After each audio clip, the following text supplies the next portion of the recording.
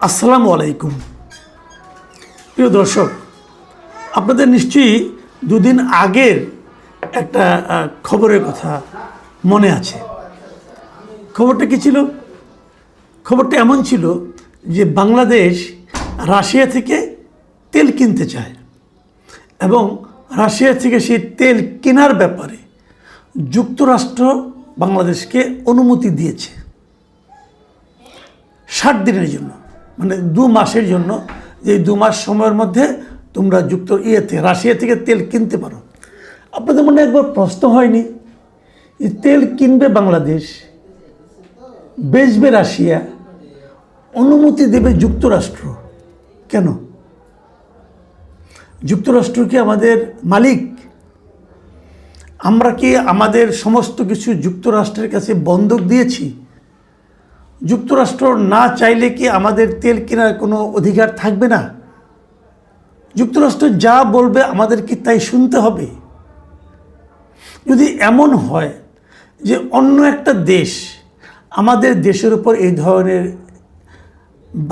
অধিকার ফলাতে আসে, অথবা আমরা এ ধরনের ওদের কাছ থেকে এ ধরনের অনুমতির জন্য অপেক্ষা করতে থাকি, তারা বললে কিনতে পারবো, না বললে কিনতে পারবো না, তারা বললে খেতে পারবো, তারা না বললে আমি কিনতে পারবো না, খাদ্যদ্রব্য কিনতে পারবো না, তেল কিনতে পারবো না, এই যদি হয় সম্পর্ক, সেই সম্পর্ককে আপনি কীভাবে আখ্যায়িত করবেন? তখন কি আমাদের এই দেশ, আমাদের এই সরকার, আমাদের এই দেশের মানুষ, তারা কি নিজেদেরকে স্বাধীন বলে দাবি করতে পারবে? আমরা কি একটা সার্বভৌম রাষ্ট্র আর থাকবো? আমাদের কিন্তু এটাই সবচেয়ে বড় দুঃখ ছিল। বলা হতো নানাভাবে যে এই দেশটা নাকি শেখ হাসিনা ভারতের কাছে বিক্রি করে দিয়েছে, আমরা নাকি ভারতের ভৃত্যে পরিণত হয়েছি, আমরা নাকি ভারতের অনুমতি ছাড়া কিছুই করতে পারি না। এই সমস্ত কথা কিন্তু বলা হতো, পুরো সময়টা ধরেই বলা হতো। শেখ হাসিনার 15 বছর ধরে এই কথাগুলো আমরা শুনতে শুনতে আমাদের কান ঝালাপালা হয়ে গিয়েছিল। শেখ হাসিনার পতনের পর নতুন যে সরকার এসেছিল, সেই সরকারও বারবার বলার চেষ্টা করেছে যে ভারতের সঙ্গে আমাদের একটা দাসখত আছে। ওই সরকারে যারা বিদেশ থেকে যারা নাকি তার পিআরের চাকরি করতো, মানে পিআরের ভূমিকায় যারা ছিল শুরুর দিক থেকে, সরকারকে যারা সাপোর্ট দিত এবং বলতো, এই প্রথম একটা সরকার পাওয়া গেল যা নাকি ভারতের সঙ্গে বুক চিতিয়ে মেরুদণ্ড সোজা করে বার্গেইন করছে। কেবল তাই নয়, এমনও বলা হতো, থ্রেট দেওয়া হতো যে ভারতের যে 7 সিস্টার আছে সেগুলো কিন্তু আমরা ডিস্টার্ব করব যদি আমাদের কিছু করতে আসে। তার মানে ভারতের সঙ্গে যে আমাদের দাসখত চুক্তি ছিল, এটা নিয়ে কিন্তু নানা আলাপ হয়েছিল। মাঝখানে আমরা একবার এমনও দেখলাম, আমি যাকে শিশু উপদেষ্টা বলতাম তখন, মিস্টার আসিফ মাহমুদ সজীব ভুইয়া, উনি একবার একটা তালিকা প্রকাশ করলেন যে এই সরকার দায়িত্ব নেওয়ার পর ভারতের সঙ্গে যে দাসত্বমূলক চুক্তিগুলো ছিল সেখান থেকে প্রায় 10টা চুক্তি আমরা বাতিল করে দিয়েছি। এরকম একটা তালিকা উনি প্রকাশ করলেন যে আরও বাতিল করা হবে, বড় একটা তালিকা, তার মধ্যে কোনটা কোনটা বাতিল করা হয়েছে তা উনি দেখালেন। পরে দেখা গেল যে ওই সরকারেরই ওনারই সহকর্মী পররাষ্ট্র সচিব, পররাষ্ট্র উপদেষ্টা যিনি ছিলেন মিস্টার তৌহিদ হোসেন, তিনি বললেন যে যে চুক্তির কথা বাতিলের কথা বলা হয়েছে এই চুক্তিগুলি আসলে এক্সিস্টই করে না, এ ধরনের কোনো চুক্তিই নাই। তার মানে পুরাই ভুয়া, মানে হাওয়ার উপরে উনি একটা মেরে দেয়া মার্কেট তার পক্ষে নেওয়ার চেষ্টা করছেন, মানুষের সেন্টিমেন্টকে এক ধরনের প্রতারণা করেছেন। এই ধরনের লোক সেই সরকারে ছিল। সারাক্ষণ তারা ভারত বিরোধিতা করত এবং ভারত আমাদের সব কিছু নিয়ে যাচ্ছে, ভারতের অনুমতি ছাড়া আমরা কোনো কিছু করতে পারছি না, ভারত আমাদের উপর চেপে বসে আছে, প্রভু হয়ে আছে, এইগুলি বলা বলি করত।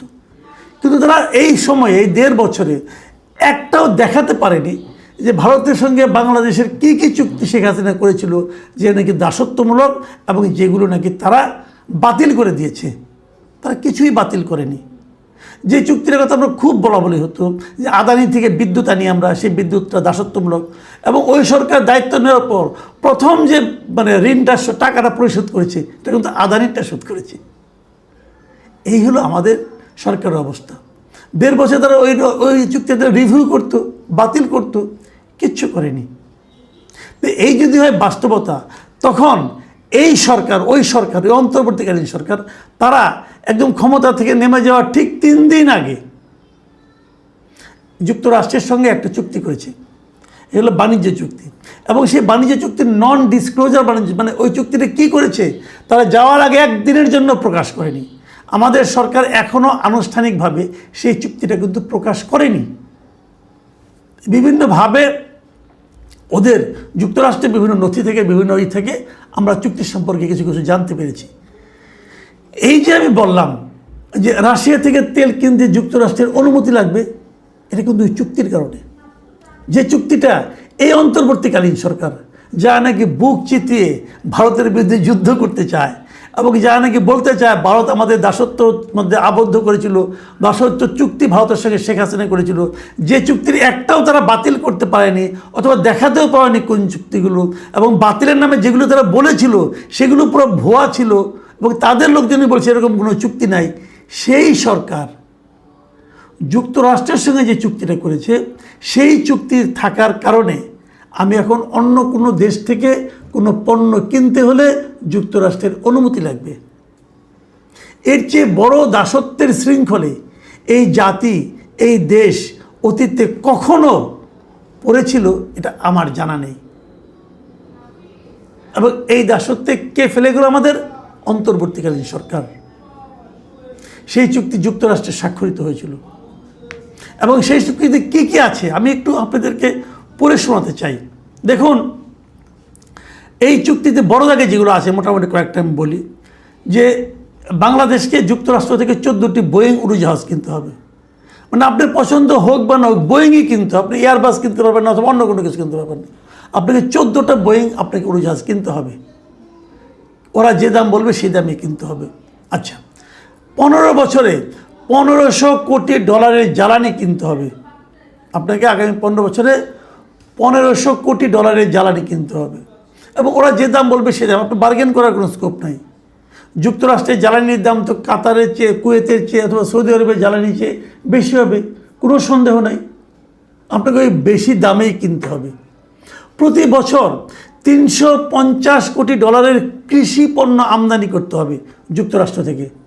আচ্ছা, যুক্তরাষ্ট্র থেকে আপনি যদি কৃষি পণ্য আনতে চান, সেটাকে আপনি আমার আইনে বিক্রি করতে পারবেন? ভাবেন একবার।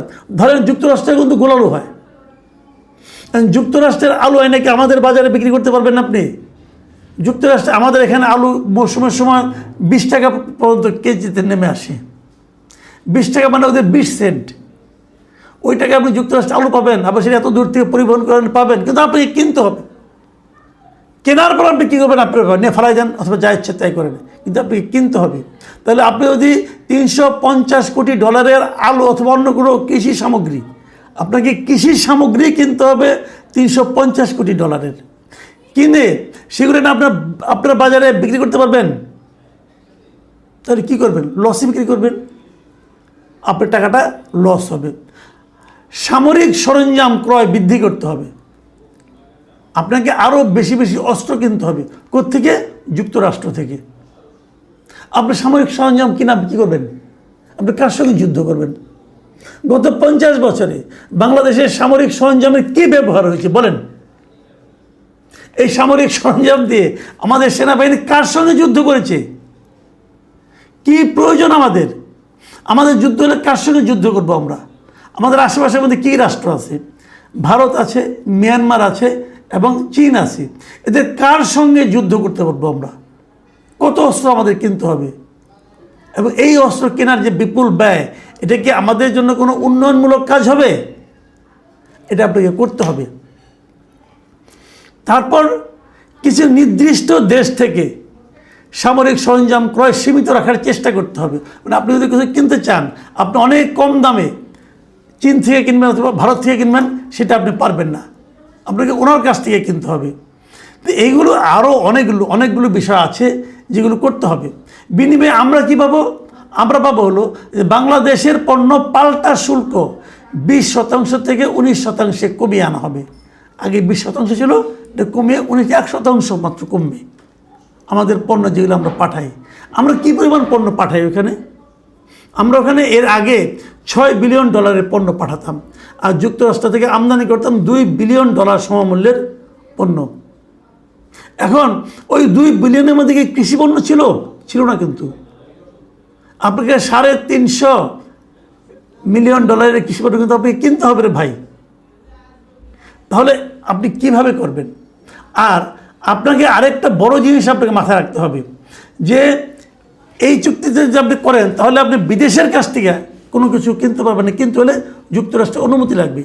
এই যে আমাদের রূপপুর একটা পারমাণবিক বিদ্যুৎ কেন্দ্র হয়েছে, এই বিদ্যুৎ একটা চুক্তির একটা অংশ আছে যে যুক্তরাষ্ট্র ব্যতিরিকে নতুন করে বাংলাদেশ অন্য কোনো দেশ থেকে পারমাণবিক প্রযুক্তি ক্রয় করতে পারবে না।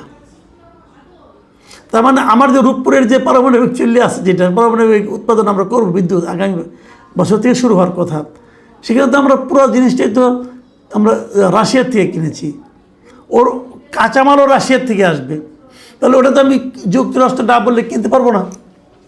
তো এই যে বিষয়গুলো এবং এর বাইরে যে জিনিসটার কারণে আমরা এই অনুমতিটা নিচ্ছি সেটা হলো গিয়া আমাদেরকে কিন্তু অন্য কোনো দেশকে, যে সমস্ত দেশকে যুক্তরাষ্ট্র কোনো ধরনের নিষেধাজ্ঞা দেবে যে এই দেশের পণ্য আমরা কিনবো না, মানে যুক্তরাষ্ট্র যদি বলে আমি রাশিয়ার পণ্য কিনবো না, আমি ইরানের পণ্য কিনবো না, ইরানের পণ্য বিক্রয়ের উপর যদি যুক্তরাষ্ট্র নিষেধাজ্ঞা দেয় সেই নিষেধাজ্ঞা আমাদেরও মানতে হবে। আমরা তাহলে যুক্তরাষ্ট্র যদি রাশিয়ার তেল কেনার উপর নিষেধাজ্ঞা ছিল, অথবা আমরাও কিনতে পারবো না, এবং আমরা কিনতে হলে যুক্তরাষ্ট্রের কাছ থেকে পারমিশন নিতে হবে, এবং যে পারমিশনটা ওরা এবার আমাদের 9 জুন পর্যন্ত দিয়েছে। ইন্টারেস্টিং হলো এর সময়ের মধ্যে কিন্তু আমাদের কোনো পণ্য রাশিয়া থেকে আমরা কিন্তু তেল কিনতেছি না, আমরা কিনতেছি না, কিন্তু তারা পারমিশন দিয়ে রাখছে, তারা ইচ্ছা দিবে পারমিশন। যদি আমরা কিনতেও চাইতাম তারপর লাভ হতো না, কোনো রাশিয়ার তেল আমাদের আইনে খুব একটা সুবিধা হয় না। যাই হোক, এই যে বিষয়গুলো, এখন প্রশ্ন হলো এই ধরনের একটা চুক্তি অন্তর্বর্তীকালীন সরকার কেন করলো, কার মাধ্যমে করলো, কার স্বার্থে করলো? এটা স্পষ্ট আমি মনে করি এটা নিয়ে সংসদে আলোচনা হওয়া উচিত ছিল। সংসদে এত কিছু আলোচনা হচ্ছে, এই চুক্তির আলোচনা হচ্ছে না। তেল গ্যাসের চেয়ে এটা বড় সমস্যা, এটা আজকে দেখলাম বলেছেন একটা অনুষ্ঠানে মিস্টার দেবপ্রিয় ভট্টাচার্য, উনি বলছেন যে তেল গ্যাসের যে সমস্যা তার চেয়ে বড় সমস্যা হলো যুক্তরাষ্ট্রের সঙ্গে করা এই বাণিজ্য চুক্তি। এটা নিয়ে কোনো আলোচনা হচ্ছে না, সরকার আলোচনা করছে না, বরঞ্চ এই চুক্তির যিনি মূল হোতা অন্তর্বর্তীকালীন সরকারের ওই সময় যিনি ওই চুক্তির জন্য